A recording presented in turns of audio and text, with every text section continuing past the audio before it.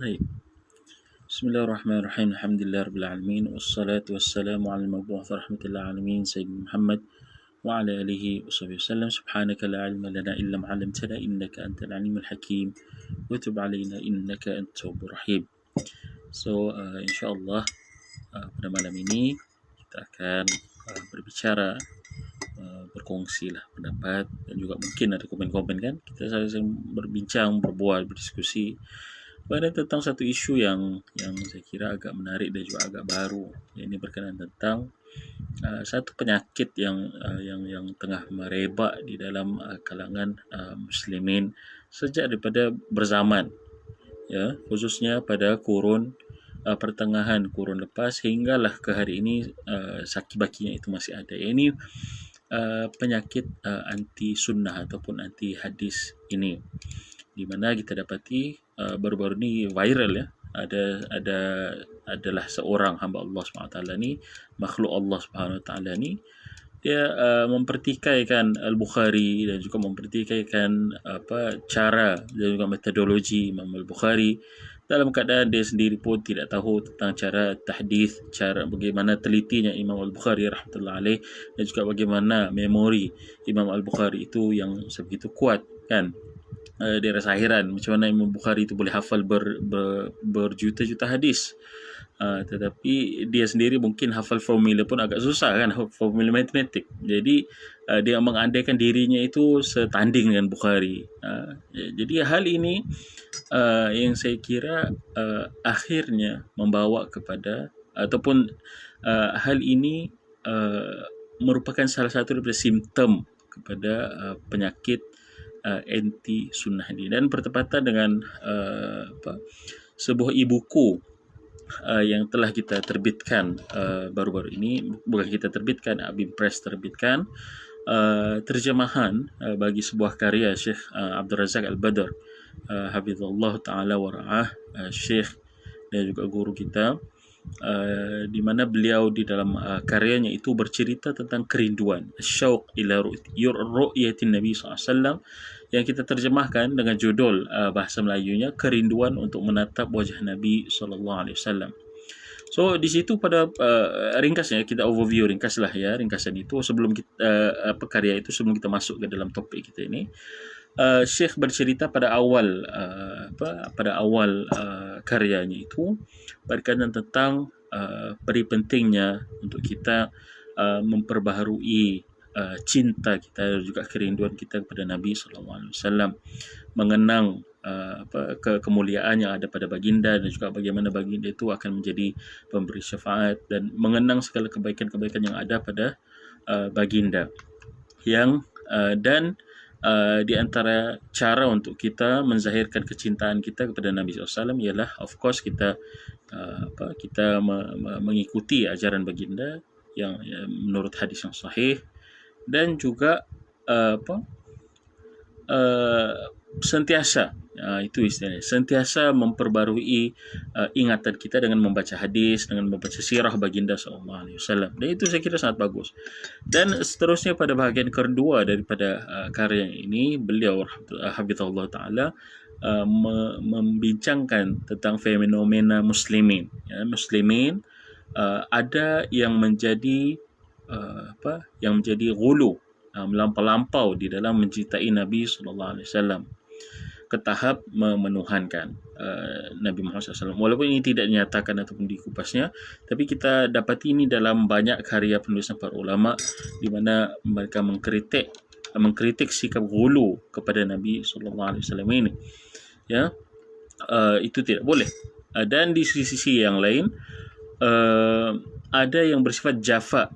Jafa ni yang saya terjemahkan di sini ialah terlalu memandang rendah ataupun memandang ringan ataupun meremehkan kedudukan Nabi SAW.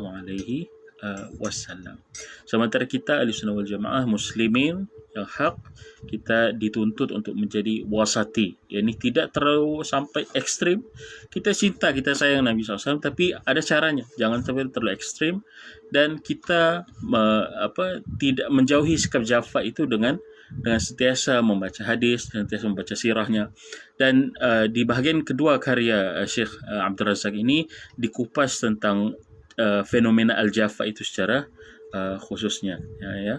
Dan di antaranya lah apa yang kita akan bincangkan sedikit sebanyak pada malam inilah, ya, berkenaan tentang Al-Jaffa, yakni, dan bagaimana Al-Jaffa ini ramai, ya, para ulama telah menulis berkenaan tentang al-ghulu fid din,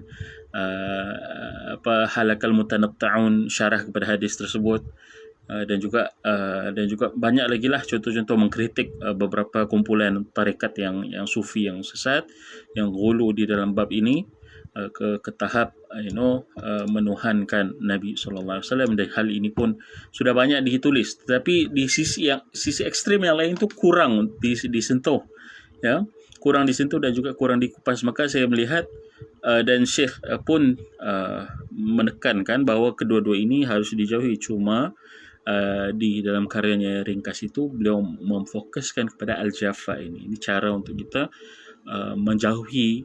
Beliau terangkan apakah bentuk Jaffa ataupun bentuk na'udzubillah meringankan dan juga meremehkan kedudukan Nabi SAW, dan sebagai peringatan kepada kita, ya, secara tidak langsung untuk kita menjauhi sikap tersebut. Dikatakan di sini, tengok, isu ini amat penting, kata Syekh, dan peringatan berkenannya wajib dilaksanakan melalui dua sisi.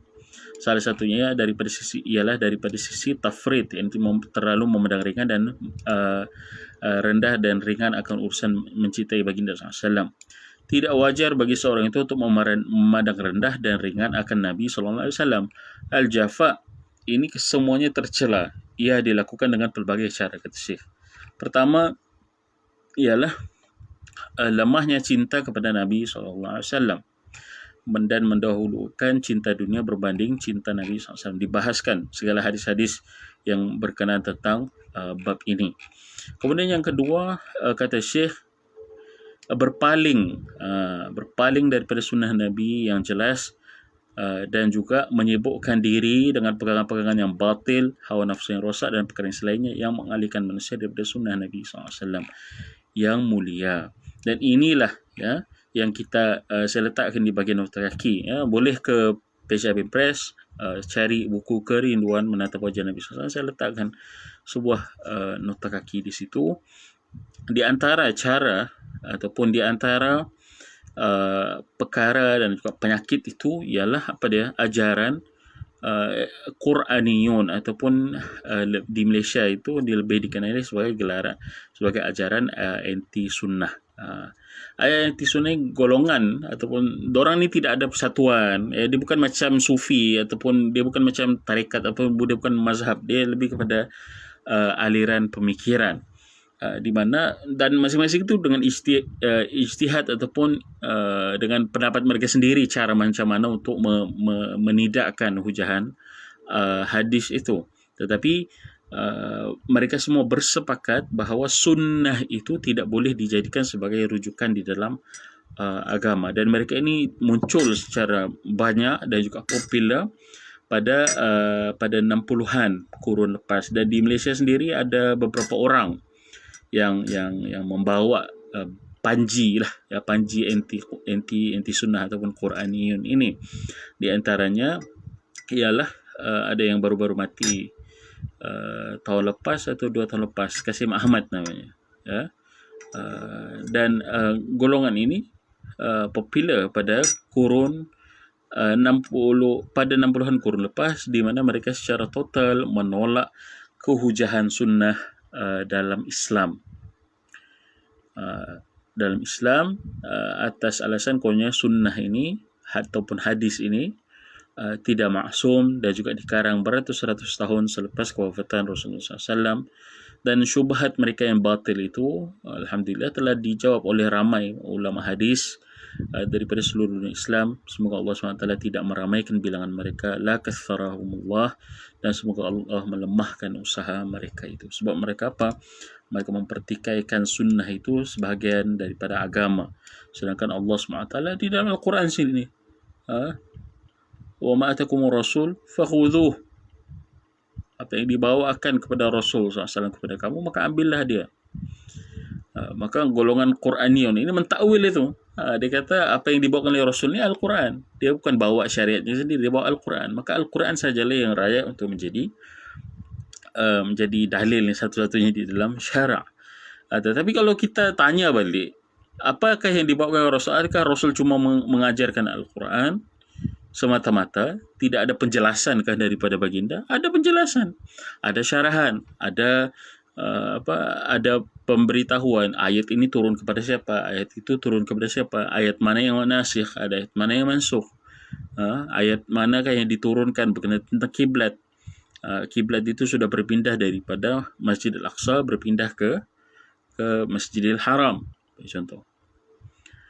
Maka dan ahli kita tahu dari mana maklumat-maklumat ini, perincian di dalam syarak ini kita tahu melalui sunnah.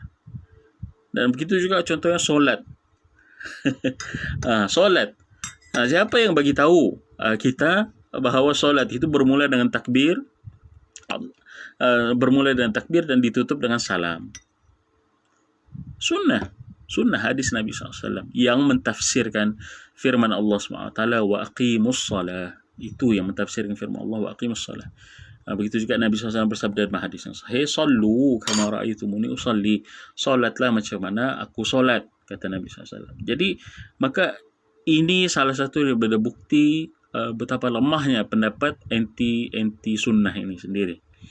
Dan di antara yang kita lihat ialah cara mereka untuk mempertikaikan kesahihan sunnah itu ialah mempertikaikan ulama-ulama hadis, mempertikaikan ke ulama-ulama hadis dan juga kredibiliti mereka di dalam meriwayatkan hadis dan juga mengumpulkan hadis tersebut. Macam-macam lah mereka berkata ini tidak betul, tidak tepat, kononnya ulama hadis ni menulis atas perintah pemimpin yang pada zaman tersebut kononnya hanya berpihak kepada Muawiyah, maka hadis itu ditulis sesuai dengan naratif golongan Muawiyah ini kan, dan tidak berpihak kepada Ahlul Bait sebagai contoh. Ini antara fitnah mereka yang mereka cuba untuk dengannya mereka cuba untuk meruntuhkan kredibiliti para ulama, ya, kredibiliti para ulama yang menolak yang poinnya, natijahnya di hujungnya itu ialah untuk menolak kehujahan sunnah. Dan apa yang di-viralkan baru-baru ini, kononnya Bukhari tidak layak, walaupun saya tidak bersetuju dengan Bukhari, kononnya dia kata begitu, ya. Man anta? Siapa anda dan siapa Al-Bukhari? Kita tanya. Dan Bukhari itu bila mana disebut Al-Bukhari di dalam hadis, maka dia imam. Imam dalam arti kata beliaulah yang paling teliti di dalam menilai sanad ini, sanad ataupun the chain of narrators itu bersambung atau tidak, sahih atau tidak. Imam Al-Bukhari lah imamnya. Buktinya apa?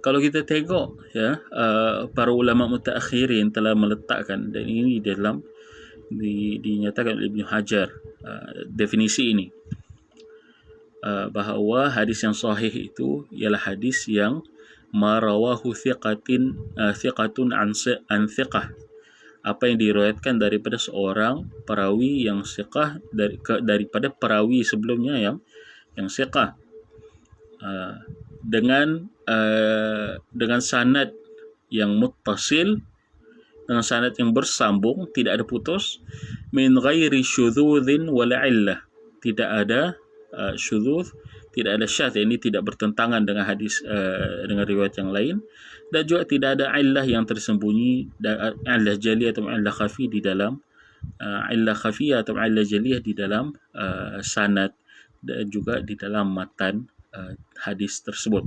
Baik.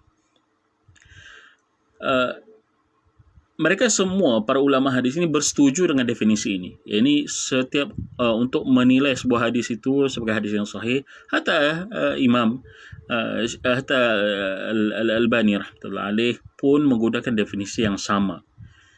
apa yang diriwayatkan siqah daripada siqah, thiqah adl, ya. Di antara definisi thiqah itu adalah thiqah adl. Ada yang membezakannya. Dengan sanad yang bersambung, daripada awal ila muntaha min ghairi syudzuz wal illah. Tidak ada syadz di dalam hadis tersebut, tidak bertentangan dengan hadis yang lebih sahih ataupun dalil yang lebih sahih, dan tidak ada illah pada sanad dan juga matannya. Tetapi mereka berbeza pendapat dalam ijtihad menentukan apa? Menentukan kesiqahan seseorang perawi tersebut. Begitu juga mereka berbeza pendapat tentang cara bagaimana ittisalus sanad.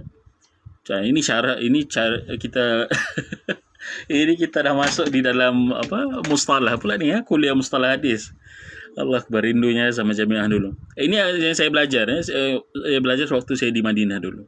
Ini dan faedah ini dinyatakan oleh Syekh Abdullah Suhaim hafizahullah wa ra'ah, guru saya yang saya sangat, sampai ke hari ini saya sentiasa mendoakan kebaikan untuk beliau. Dan beliau katakan semua ulama hadis bersepakat bahawa hadis yang sahih itu dengan definisi yang kita telah sebutkan tadi, tetapi berbeza pendapat pada ijtihad mereka, pada cara menilai orang ini siqah atau tidak. Ada yang kata Ibn Lahiyah siqah, ada yang kata tidak. Sedangkan begitu juga ada yang kata ada yang kata tokoh ini sahih, thiqah. Ada yang kata tokoh ini mudallis. Tokoh salah sebut tokoh. Ada yang kata tokoh ini mudallis, ada yang kata tokoh ini tidak mudallis. Sekiranya insarrah, sekiranya dia menyatakan siapakah gurunya, maka di dalam sana itu tidak ada tadlis. Ada yang kata hadis ini berlawanan dengan makna hadis yang lebih sahih, maka hadis ini syaz, dan seterusnya. Begitu juga tentang cara sanad itu bersambung. Mereka berbeza pendapat. Para ulama berbeza pendapat. Kembali kepada rijal tadi, ada yang kata, contoh macam Ibnu Hibban, dia kata al-aslu fi rijal, hukum asal bagi semua periwayat hadis itu adalah adl, melainkan ada dalil yang membuktikan bahawa lelaki perawi hadis itu lemah. Ada syarat longgar, terlalu longgar. Sedangkan tokoh-tokoh yang lain mereka cuba untuk mencari, bukanlah mencari tatabu' al-aurat, ini sebab ini adalah agama. So kita kena mencari betulkah orang ini thiqah atau tidak, adakah dia saduq, adakah hafalannya telah berubah. Banyak lagi ciri-ciri yang membezakan satu perawi daripada perawi yang lain. Begitu juga ittisalus sanad. Ini contoh yang paling senang lah ya untuk difahami. Para ulama semua bersepakat bahawa hadis yang sahih perlu sanadnya bersambung. Baik. Allah.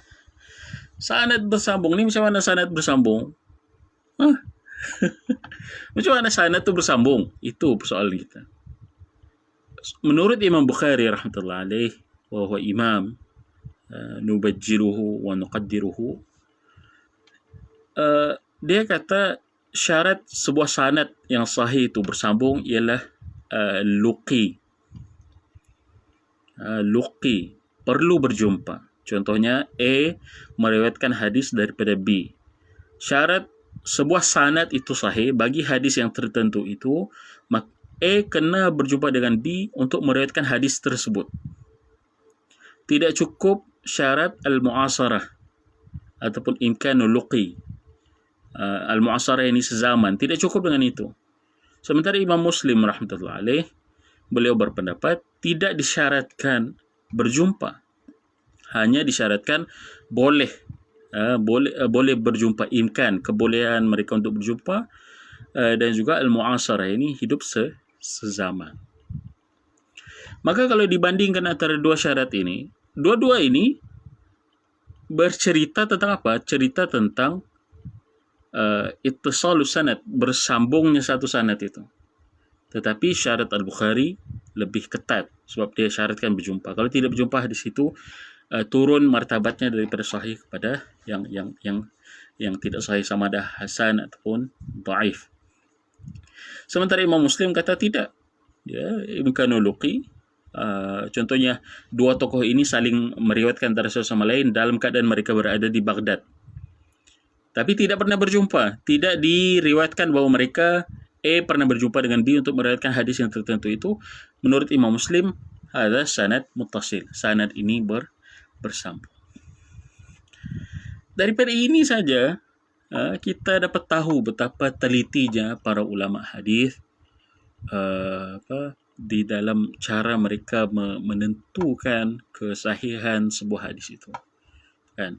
Dan kerana kecintaan mereka kepada Nabi SAW, dan juga mereka sangat-sangat beramal dengan sepotong hadis yang diriwayatkan secara mutawatir dan dinyatakan oleh Imam Muslim dalam muqaddimah beliau, muqaddimah Sahih Muslim itu, man kadzdzaba alayya muta'ammidan falyatabawwa maq'adahu minan nar. Siapa yang berdusta atas namaku, kata Nabi SAW, muta'ammidan, dalam keadaan sengaja berdusta atas nama Nabi, sengaja buat hadis palsu atas Nabi, sengaja berbagi pendapat yang palsu atas nama agama, atas nama Nabi SAW, falyatabawwa maq'adahu minan nar. Siap-siaplah untuk dia masuk neraka. Hadis mutawatir. Hadis ini hadis yang mutawatir dan diriwayatkan oleh lebih daripada 70 sahabat sewaktu zaman Nabi SAW masih hidup. Hadis ini diamalkan oleh para ulama hadis ini. Maka atas sebab itu baru saya cerita tadi tentang syarat bagi perawi dan juga ittisalus sanad, cara macam mana para ulama hadis berbeza pendapat tentang ittisalus sanad. Begitu juga mereka berbeza pendapat tentang definisi syaz dan juga definisi illah. Semuanya karena apa? Karena ingin mengamalkan hadis Nabi SAW itu, man kadzdzaba alayya muta'ammidan falyatabawwa maq'adahu minan nar. Siapa yang berdusta atas namaku dalam keadaan dan sengaja, maka hendaklah dia bersiap-siap masuk dalam neraka. Na'udzubillah min dzalik. Tapi golongan anti sunnah ini, cara diorang untuk menolak kredibilitas sunnah itu sendiri secara total ialah dengan mengkritik para ulama ini, ulama hadis. Mereka mengkritik Bukhari, mengkritik Muslim, bukan mengkritik hadis yang tertentu, itu biasa, ya, sebab perbezaan ijtihad. Tetapi ini mengkritik kredibiliti para imam itu dan juga mengkritik kredibiliti hadis-hadis, semua hadis-hadis yang mereka riwayatkan.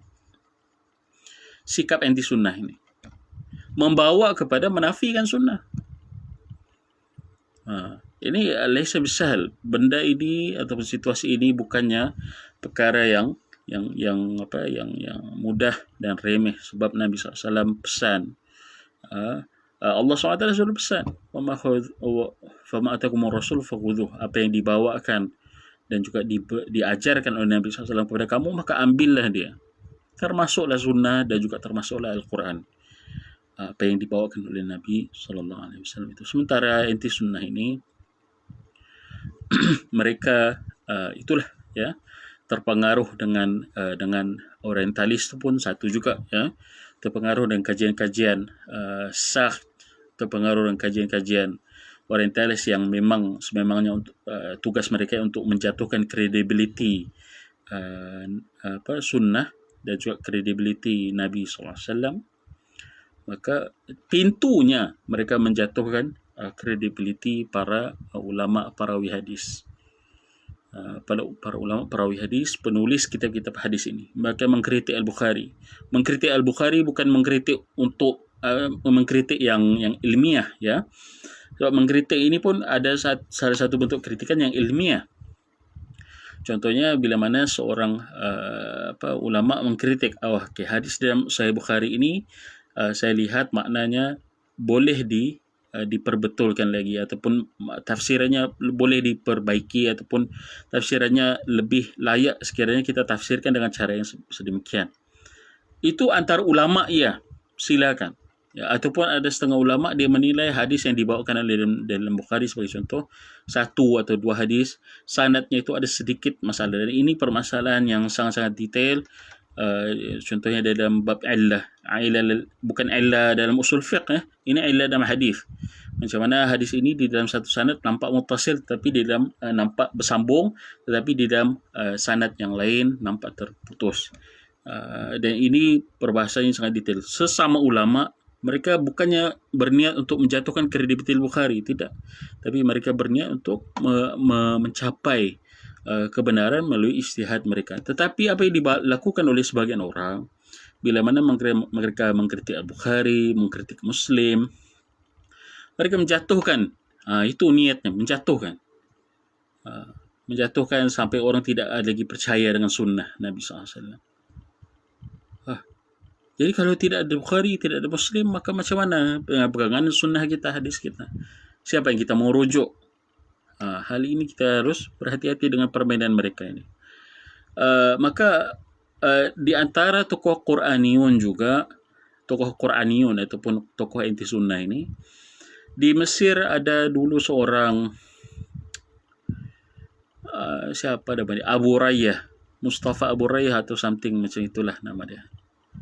Dia telah menulis sebuah kitab mengkritik kesahihan sunnah ini, kesahihan hadis, dan mengkritik Al-Bukhari rahmatullah alaih.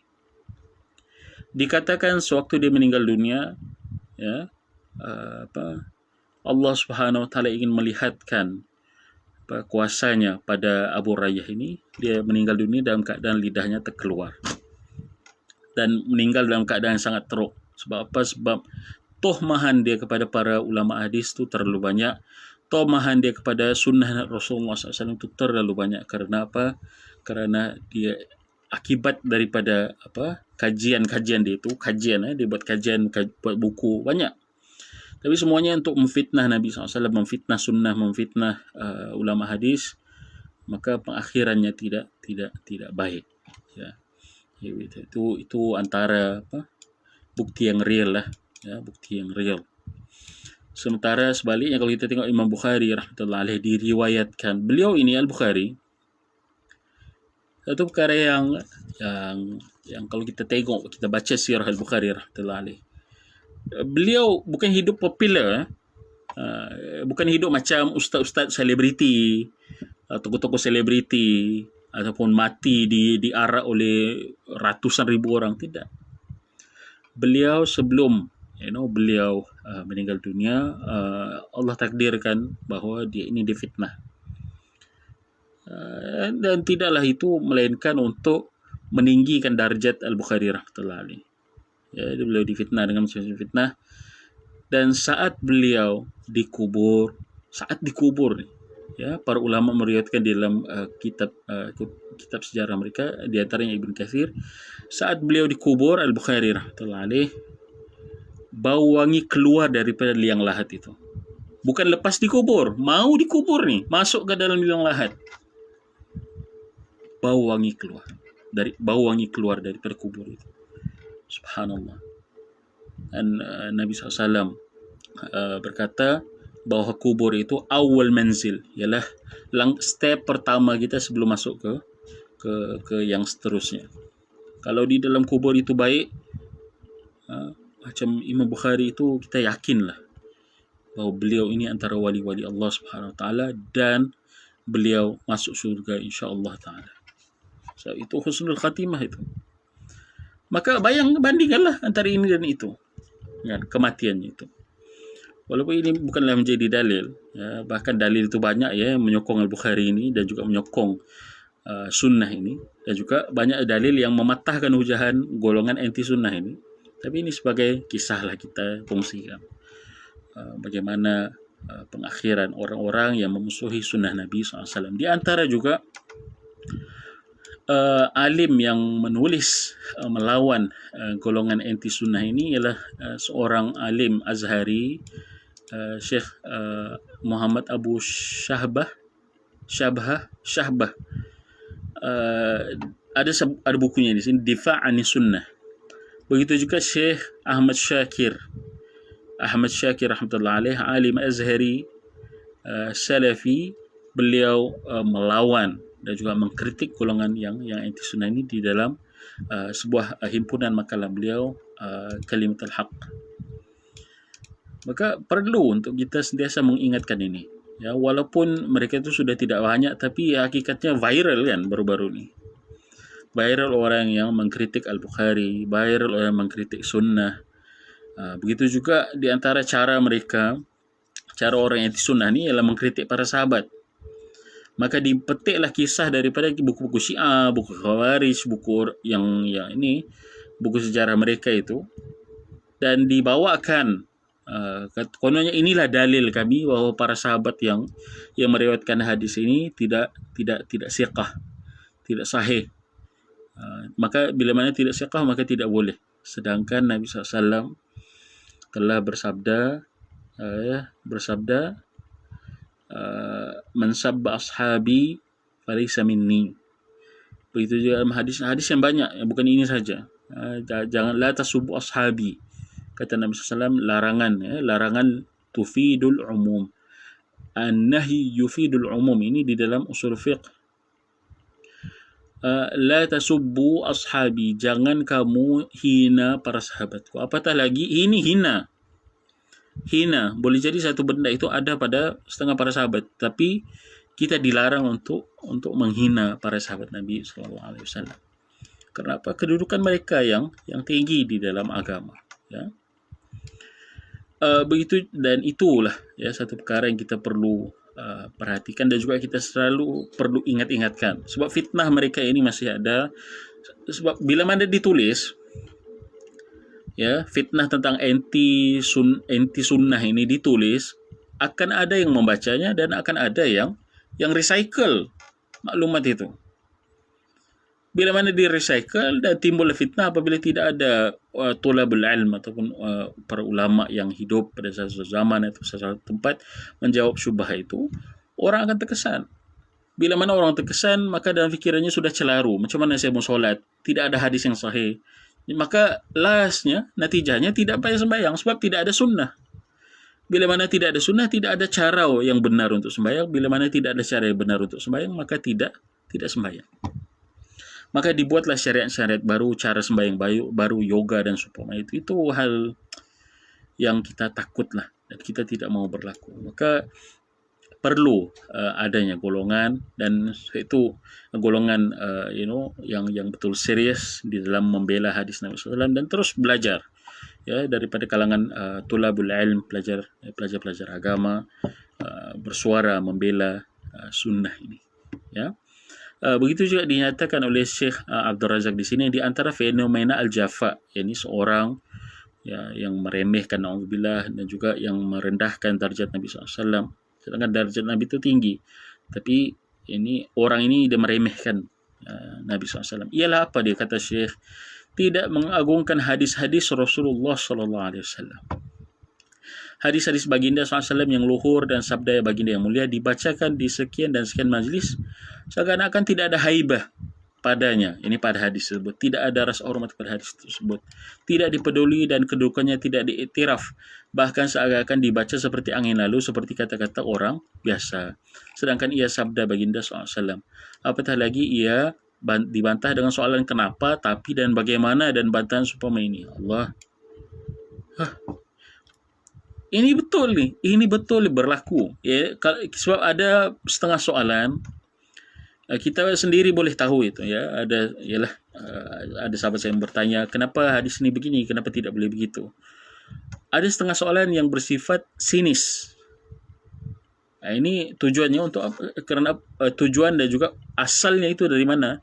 Asalnya daripada hatinya yang hitam, yang merendahkan martabat Nabi SAW di dalam hatinya. Ini seakan-akan hadis Nabi SAW itu dilayan macam kata orang biasa. Itu Syekh nyatakan di sini, di manakah pengagungan kepada Rasul yang mulia ini SAW? Di manakah pengetahuan seseorang itu berkenaan kemuliaan baginda SAW sekiranya sabda baginda di khalayak orang dianggap seperti kata orang biasa saja? Sedangkan Allah Ta'ala telah berfirman, wa ma yantiqu 'anil hawa in huwa illa wahyun yuha. Dan Nabi SAW itu kata Allah SWT, Allah sendiri menjadi saksi bahawa apa yang disampaikan oleh Nabi Muhammad itu daripada Al-Quran dan juga Sunnah, wahyu nyuha, wahyu yang disampaikan kepada Nabi SAW. Tuh. Hal ini berlaku banyaklah ya, mempertikaikan hadis Nabi SAW. Oh, hadis ini apa katanya, mempertikaikan dengan sinis, bukan mempertikaikan dengan cara ilmiah. Kalau mempertikaikan dengan persoalan ilmiah, contohnya tafsiran hadis yang ini khususnya melibatkan hadis yang sahih ya, hadis yang dhaif dan palsu itu wajarlah kita tanya. Contohnya ada hadis palsu kononnya dibuat oleh hadis palsu ini dibuat oleh pentaksub mazhab Hanafi. Sayakun fi ummati katanya, naudzubillah, dia sandarkan kata-kata palsu ini kepada Nabi SAW. Sedangkan ini hadis palsu. Sayakun fi ummati rajulun yuqalu lahu Muhammad bin Idris fitnatuhu adarru li ummati min fitnati iblis. Terjemahannya apa? Akan ada muncul daripada umatku seorang lelaki yang bernama Muhammad bin Idris. Allah Akbar. Hadis palsu ya. Muhammad bin Idris ini Muhammad bin Idris Syafi'i. Fitnahnya ini lebih teruk daripada fitnah iblis. Yakni pentaksub mazhab Hanafi ini dikata apa? Imam Syafi'i ini fitnahnya lebih dahsyat, lebih teruk daripada fitnah iblis. Ini hadis palsu lah, wajar untuk kita tanya. Tapi hadis-hadis yang sahih, hadis yang baik, makna yang baik, ya kita tidak perlu tanya. Bahkan hadis yang bersifat mukjizat, itu kita tidak wajar untuk tanya. Apatah lagi diriwayatkan di dalam kitab-kitab hadis yang sahih. Macam yang kita bahas pada awal tadi, syaratnya itu detail. Dia bukan main petik saja lalu disandarkan kepada Nabi SAW. Ada metodnya. Dan metod itu pun mengambil masa untuk belajar dan dikuasai. Kita pada zaman sekarang ini senanglah untuk bercakap ya, sebab kita depan komputer. Kita senang Google saja keluar semua. Okey, ada Ustaz di sini, Ustaz Farid, masya-Allah. Ayat popular golongan anti hadis. Kalau saya dikata anti hadis, sepatutnya Bukhari lagi anti dari saya. Disebabkan dia dalam sejarah membuang sekian-sekian banyak hadis. Betul. Ini jahil tentang syarat periwayatan hadis. Nama kitab tu pun Sahih Al-Bukhari. Ya, ni dia pilih mana hadis yang sahih, dia masukkan di dalam bukunya itu Al-Bukhari. Sahih Al-Bukhari ataupun Al-Jami' As-Sahih. Kita rujuk semula tajuknya itu. Begitu juga ini pun antara kejahilan lah oleh setengah tolabul ilm sendiri, di mana dia kata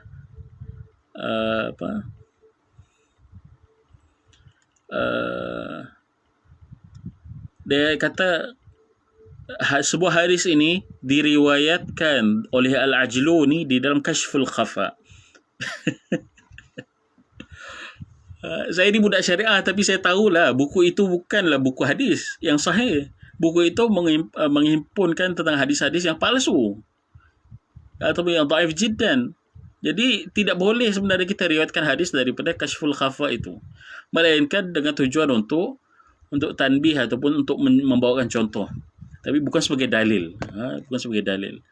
Ini semoga Allah SWT membuka pintu fiqh dan juga kefahaman kepada kita lah, insya-Allah taala.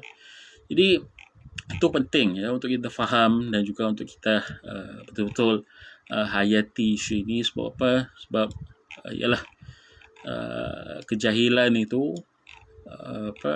sentiasa akan ada orang-orang yang cuba membelanya. Apatah lagi buku-buku golongan Quraniyun ataupun golongan anti hadis, anti sunnah ini bercetak dan dijadikan rujukan, dan juga macam kita katakan tadi akan di-recycle oleh mereka. Perlu ada orang-orang yang berkhidmat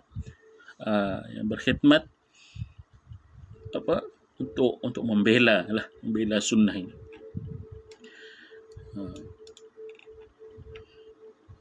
ada seorang bekas pimpinan negara ini, kita pernah ungkap kata-kata ini, nanti boleh sesama cari. 2018 latest dia cakap, itulah ya. Itu kita tahulah siapa itu ya. Tapi tidak apalah. Ini semoga Allah buka dia pintu untuk bertaubat lah. Tapi Kasim Ahmad ni nampak gayanya macam tidak bertaubat daripada pandangan anti sunnahnya itu. Jadi dan dinyatakan oleh Syekh di sini, Syekh Abdul Razak Al-Badr di sini, di antara fenomena al-jafa juga ialah berpaling daripada membaca sirah hidup baginda sallallahu alaihi wasallam. Ini pun satu juga penyakit. Kita baca sirah artis, tahu artis fulan lahir di mana, lahir tahun bila, anak dia berapa orang, tapi sedihnya kita tidak tahu Nabi SAW lahir di mana, Nabi SAW lahir pada tahun apa. Paling pun dia hafal tahun gajah ya. Dia tidak tahu apa peristiwa di balik tahun gajah itu ya, peristiwa mukjizat ataupun mukjizat kelahiran Nabi SAW itu, ataupun dinamakan sebagai irhasat. Tidak tahu tentang siapakah isteri baginda, tidak tahu siapakah anak-anak baginda. Ini sedih, dan ini berlaku di dalam masyarakat kita ini. Itu antara fenomena al-jafa lah. Jadi kita sepatutnya kita inginkan yang terbaik untuk diri kita. Kita sentiasa hafal lah, paling tidak maklumat basic, siapakah nama baginda, ini Muhammad bin Abdullah bin Abdul Muttalib, dan seterusnya. Panjang dibawakan Syekh di sini. Begitu juga di antara fenomena al-jafa yang teruk ini ialah mengamalkan bid'ah dan juga ajaran hawa nafsu yang direka cipta, memuliakannya. Ini memuliakan bid'ah ini, membelanya dan juga mencari segala macam dalil untuknya, dan dalam masa yang sama berpaling daripada ajaran yang dibawakan oleh Nabi SAW. Sedangkan Nabi SAW telah bersabda dalam hadis yang sahih, "Man raghiba an sunnati falaysa minni." Siapa yang membenci sunnahku tidak tergolong daripada golonganku. Ini bukan daripada umat Nabi SAW. Begitu juga Nabi SAW telah bersabda, wahai pengamal bid'ah ini, "Man amila amalan laysa alaihi amruna fahuwa rad." Sesiapa yang melakukan satu amalan dalam agama yang tidak tepat dengan urusan agama, maka ia tertolak. Ini hadis ini diriwayatkan Al-Bukhari juga Muslim. Begitu juga yang last kata Syekh, di antara fenomena al-jafa pada hak Nabi yang mulia ini SAW ialah tidak prihatin soal selawat. Ini pun satu juga ya. Apabila kita dengar nama Nabi SAW disebut, sepatutnya kita kena ikut selawat. Sebab apa? Nabi SAW telah bersabda dalam hadis yang sahih, "Al-bakhilu man dzukirtu 'indahu wa lam yusalli 'alai." Falam yusalli 'alai. Bakhil sekalilah orang yang tidak apabila nama aku disebut di depannya ataupun di sisinya, falam yusalli 'alai, dia tidak berselawat kepada aku. Dan ada hadis yang sahih yang ini yang selalu diulang-ulang ya, di dalam salat Jumaat. Allah Akbar, rindu yang salat Jumaat. Bilalah PKP ni mau habis. Kata Nabi SAW, "Man shalla alayya salatan wahidah sallallahu alaihi biha asyra." Siapa yang berselawat ke atasku sekali, Allah SWT akan selawat ke atasnya. Selawat ke Allah SWT ke atas makhluk ini apa maksudnya? Allah akan ampunkan ya dosa-dosanya sebanyak 10 kali, dan juga Allah akan tinggikan darjatnya sebanyak 10 kali. Maka bakhillah. Sebab apa? Sebab dia tidak mau dapat pahala untuk dirinya sendiri. Bakhil untuk dirinya sendiri. Itu maksudnya bakhilun man dzukirtu 'indahu wa falam yusalli 'alaihi. So itu kita kena usahalah memperbanyakkan selawat kepada Nabi sallallahu alaihi wasallam. Ya, ini buku ni banyak baik untuk dibaca sebagai cara untuk kita, kalau kita betul rindu kepada Nabi SAW, kita kena buatlah kan, elaklah perangai-perangai yang anti sunnah ini. Beri peringatan kepada sahabat-sahabat, kawan-kawan kita, jiran-jiran kita, orang-orang kita kenal yang faham agama. Kita kena bagi peringatan tentang anti sunnah ini, sebab takuti satu masa nanti tidak solat pula anak-anak kita. Why? Sebab apa? Sebab dia anti sunnah. Musibah. Jadi sebelum benda itu berlaku, merebak kepada anak-anak kita, anak-anak muda kita, perlu ada anak-anak muda ataupun thalabul ilm ataupun para duat, para asatidz, ya, para siapa-siapalah yang muslim, yang mukmin, tidak semestinya para ustaz-ustaz ini saja, ya. Banyak isu yang mereka perlu tackle juga. Tapi kita sebagai muslim lah, dan kita sayang Nabi SAW, kita kena banteras sikap anti sunnah ini. Apatah lagi itu menjadi kewajiban kita, ya, kewajiban kita bersama. So, semua juga sayang Nabi SAW, semua juga rindu mau jumpa dengan Nabi SAW. Bukannya hanya ustaz-ustaz saja mau jumpa Nabi SAW. Bukan hanya bukan hanya golongan thalabul ilm saja yang mau jumpa Nabi SAW. Kita semua mau jumpa Nabi SAW. Jadi kerinduan kita kepada Nabi SAW kita kena enforce dengan membantah golongan anti sunnah ini, ya. So insyaallah, terima kasih kepada sahabat-sahabat semua yang sudi ikut daripada awal sampai ke habisnya. Jam 11:20, ya. Apa yang baik itu datang daripada Allah, apa yang lemah dan kurang itu datang daripada diri saya sendiri dan juga syaitan. Aqul qali hadza wa astaghfirullah li wa lakum. Semoga Allah SWT menghapuskan corona daripada bumi Malaysia ini. Semoga Allah SWT membantu frontliners kita, menguatkan semangat mereka dan mengurniakan mereka sebanyak-banyak pahala, memberkati hidup mereka daripada dunia sampai akhirat, ya, kerana jasa yang mereka telah curahkan kepada muslimin di Malaysia ini dan juga rakyat Malaysia lah secara umumnya, insyaallah taala. Tabaraka taala. Subhanakallahumma wa bihamdika asyhadu an la ilaha illa anta astaghfiruka wa atubu ilaik. Assalamualaikum warahmatullahi taala wabarakatuh.